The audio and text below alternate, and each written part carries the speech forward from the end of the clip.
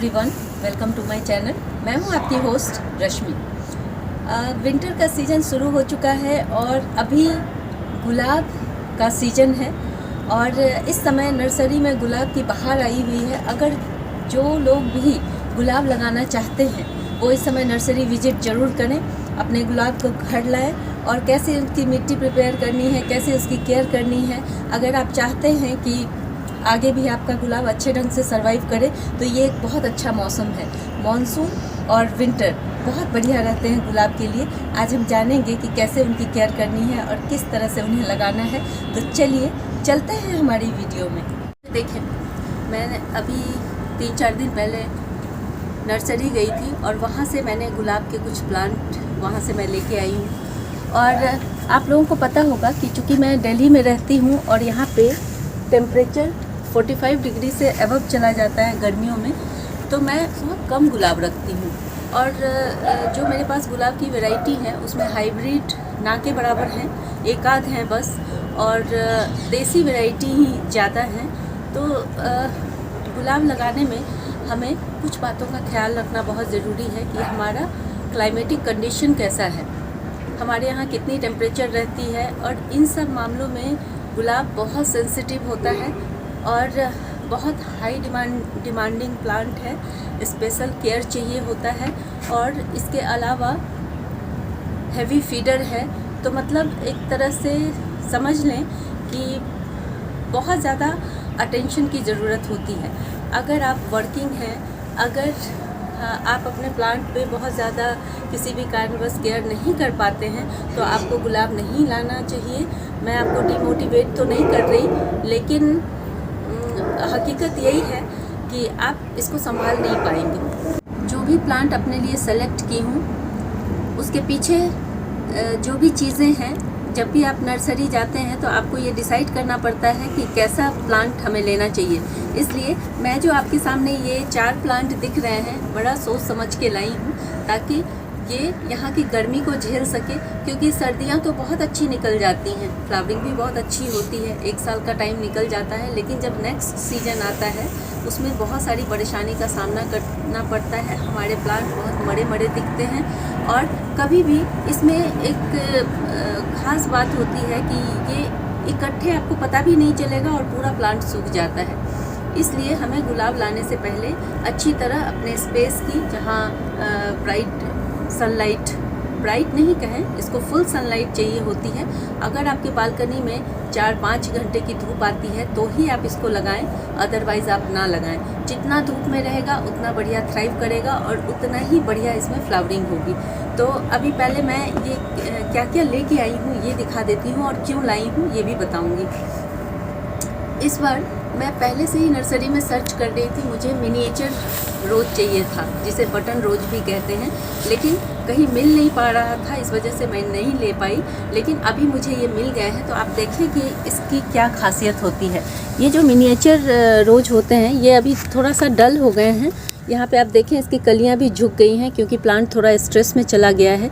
जगह चेंज होने से गुलाब के प्लांट स्ट्रेस में चले जाते हैं, लेकिन ये ठीक हो जाएगा क्योंकि इसके पत्ते ठीक ठाक हैं।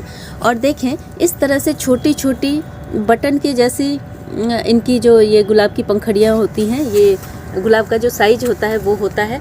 और जब ये प्लांट बुशी हो जाएगा और बड़ा हो जाएगा तो इसमें जो फ्लावरिंग होती है बंच में, वो देखने लायक होती है। एक बंच में 50-50 गुलाब होते हैं, यही इनकी खासियत है। अगर आपने इसे, और ये कभी कभी क्लाइंबर की तरह ऊपर भी चढ़ जाते हैं और बहुत सुंदर इसका जो प्रेजेंस होता है वो बहुत सुंदर होता है। इसमें इतनी सारी वैरायटी है गुलाब में कि ये तय करना मुश्किल हो जाता है कि किसे हम अपने घर में लाएं और किसे ना लाएं। तो बड़ा सिंपल सा मैं एक अपने लिए रूल बना रखी हूँ कि जो प्लांट थोड़ा हार्डी होते हैं, इसमें भी बहुत तरह के प्लांट होते हैं। जो एक होता है कि आप सालों भर फ्लावरिंग करता है, थोड़े फ्लावर छोटे हो जाते हैं गर्मियों में, लेकिन फिर भी सालों भर फ्लावरिंग होती है।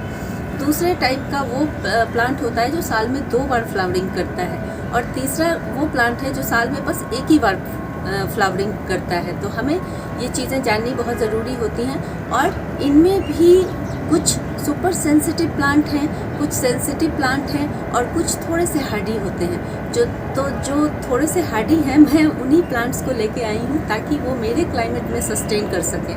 बहुत दुख होता है जब हमारा प्लांट मर जाता है। हम नर्सरी जाते हैं, सिर्फ फूलों को देख करके ही हम प्लांट उठा के ले आते हैं। और एक और बात बता दूँ, जो नर्सरी वाले होते हैं वो केमिकल फर्टिलाइज़र का यूज़ करते हैं, DAP NPK का यूज़ करते हैं, जिसकी वजह से आपको उनको सिर्फ फूल लेना है, उनको प्लांट की हेल्थ से कोई मतलब नहीं होता।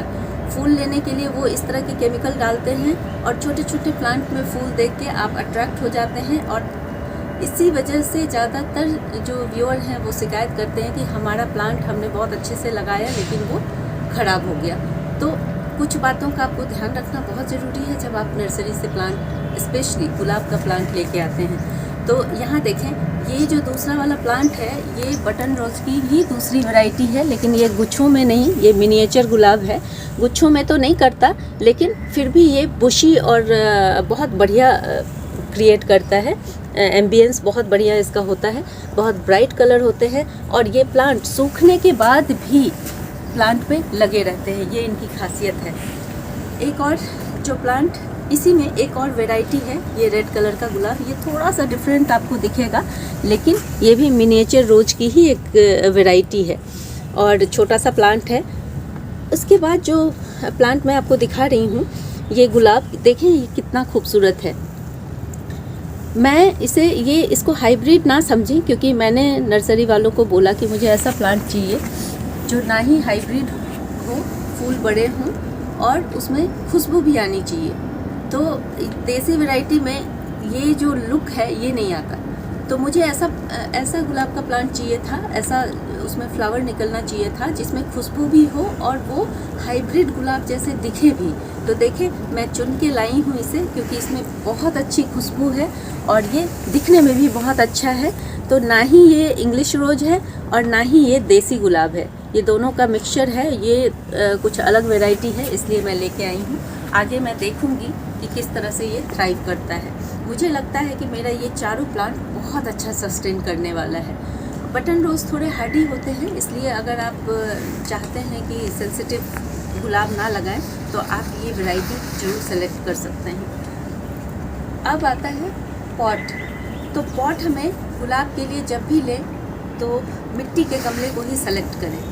और अगर आपके पास मिट्टी का गमला नहीं है तो आप सीमेंट का भी गमला ले सकते हैं, लेकिन प्लास्टिक पॉट से बचें, क्योंकि ऐसे ही गुलाब बहुत ज़्यादा फंगस प्रोन होते हैं।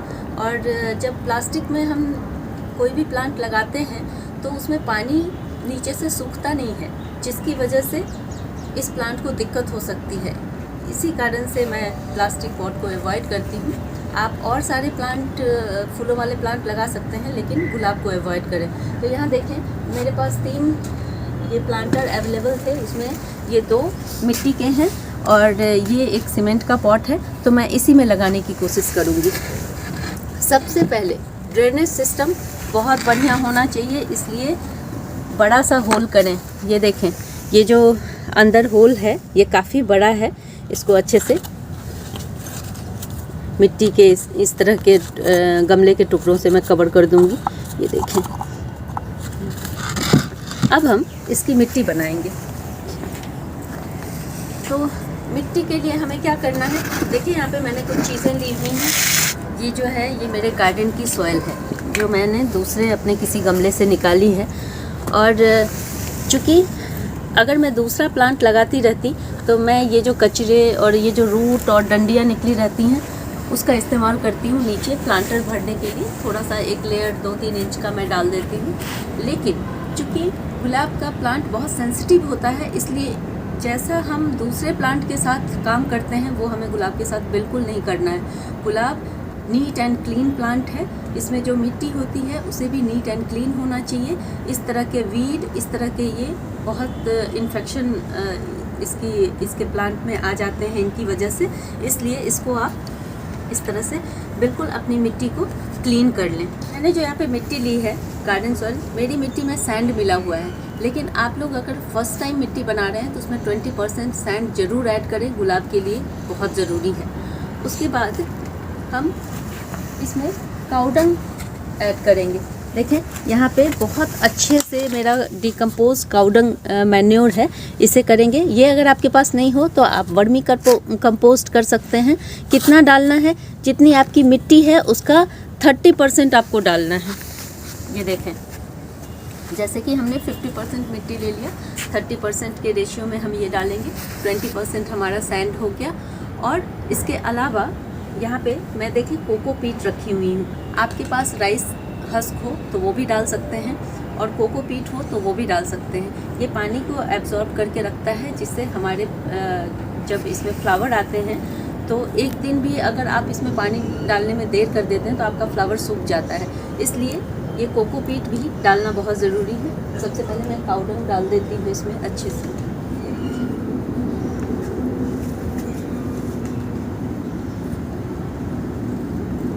चूँकि हम ऑर्गेनिक चीज़ें इस्तेमाल कर रहे हैं तो ये अंदाज से एक रेशियो होता है। थोड़ा बहुत अगर ज़्यादा कम हो गया तो इससे कोई ख़ास असर हमारे प्लांट पे नहीं पड़ता है, लेकिन इसी तरह से आपको मिट्टी बनानी है। ये नीम खली है, नीम खली को हम बिल्कुल नहीं भूलेंगे। नीम खली भी हमें इसमें थोड़ी मात्रा में मिला देनी है। 3 से 4 चम्मच आप नीम खली डाल दें। और अगर आपके पास बोन मील है तो आप उसे ज़रूर डालें इसमें, क्योंकि बोन मील गुलाब को बहुत पसंद होता है। विंटर का सीज़न है, इसका प्लांट बहुत बढ़िया ग्रोथ होगा।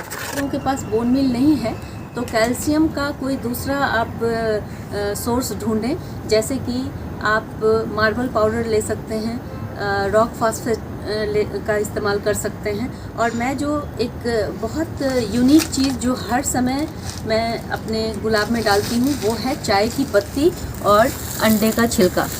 इसकी खाद बना के मैंने रखी हुई है। अगर आपके पास ये ना हो तो आप चाय की पत्ती डायरेक्ट भी यूज़ कर सकते हैं। अंडे के छिलके को सुखा के भी आप 1-2 मुट्ठी इस तरह से यूज़ कर सकते हैं। ये बहुत बढ़िया काम करती है गुलाब में, और यही सीक्रेट है कि मेरा गुलाब का प्लांट आप पीछे भी देख रहे हैं बहुत हेल्दी, बहुत बढ़िया, और ये लगातार 1 महीने से फ्लावरिंग कर रहा है। तो इन सबको मिलाने के बाद अब हम अपना गमला फिल करेंगे। कर दो, बहुत आसानी से मैंने इसे निकाल लिया है। और ये जो मिट्टी है ये सही है, इसमें सैंड मिली हुई है, क्लेई मिट्टी नहीं है, क्योंकि गुलाब को क्लेई मिट्टी बिल्कुल पसंद नहीं है। तो अगर आप नर्सरी से लाते हैं प्लांट और आपकी मिट्टी बिल्कुल चिपचिपी रेड सॉइल है तो आप उसे थोड़ा थोड़ा निकाल दें, ताकि इसकी रूट को मिट्टी में जाने में आसानी हो। अदरवाइज़ अगर वो पूरा कॉम्पैक्ट रहेगा तो आपका प्लांट सही से ग्रो नहीं करेगा। तो हमें इसे किस तरह से लगाना है, पहले हम मिट्टी को फिल कर लेंगे। नीचे की मिट्टी को थोड़ा सा दबा देना है इस तरह हाथों से, और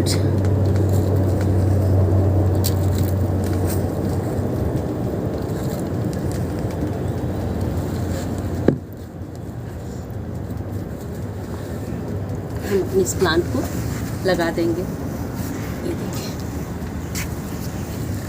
बहुत सुंदर ये गुलाब का कलर है, और देखती हूँ आगे किस तरह से सरवाइव करता है। मैंने अपनी तरफ से सारी चीज़ें इसे प्रोवाइड कर दी हैं। ये देखिए, बस हल्के हल्के हाथों से दबा दें और ये रेडी हो गया। अब विंटर में 2-3 बातों का ख्याल बहुत अच्छे से रखना है, स्पेशली गुलाब के लिए। इसे फुल सन में रखना है आपको, और अगर इसमें बहुत सारे लीव्स निकल रहे हैं तो आपको कुछ लीव्स को हटा देना है, ताकि एयर फ्लो बना रहे। कहीं भी थोड़ा सा भी पानी का, जैसे ड्यू इस समय ओस भी गिरते हैं, तो अगर इस पे पानी की कुछ बूंदें रह गई तो इनकी पत्तियों में बहुत जल्दी सड़न शुरू हो जाती है, ब्लैक कलर के धब्बे होने लगते हैं। और ये जितने भी प्लांट देख रहे हैं आप, गुलाब सबसे ज़्यादा पेस्ट प्रोन होता है।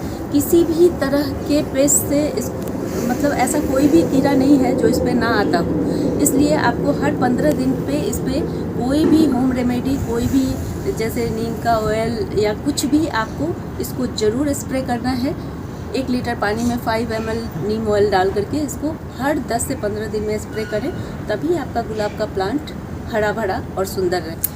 चूँकि ये विंटर का प्लांट है, इसलिए एक और ज़रूरी बात, इसे वाटरिंग इसमें किस तरह से करनी है। जब भी आप वाटरिंग करें, इसके ऊपर से पानी नहीं देना है गुलाब के प्लांट में। और दूसरा है कि सुबह 8 बजे के बाद जब धूप खिल जाए तभी आप इसमें पानी डालें। रात को अगर पानी डालते हैं तो उससे भी मैंने देखा है कि बहुत सारी प्रॉब्लम्स क्रिएट होती हैं। तो आप इस चीज़ को अगर अवॉइड करेंगे तो बहुत बढ़िया रहेगा। इन बातों का ख्याल रखते हुए अगर आप गुलाब लगाते हैं और गुलाब की वैरायटी को भी सेलेक्ट करने में अगर थोड़ी सी आप समझदारी दिखाते हैं तो आप देखेंगे कि आपके यहाँ भी गुलाब सालों साल चलेंगे। अगर आप लोगों को मेरी ये इन्फॉर्मेशन पसंद आती है तो प्लीज़ इसे लाइक, शेयर एंड सब्सक्राइब करना ना भूलें। बेल बटन को ज़रूर दबाएं। Live nature, love nature. Thank you.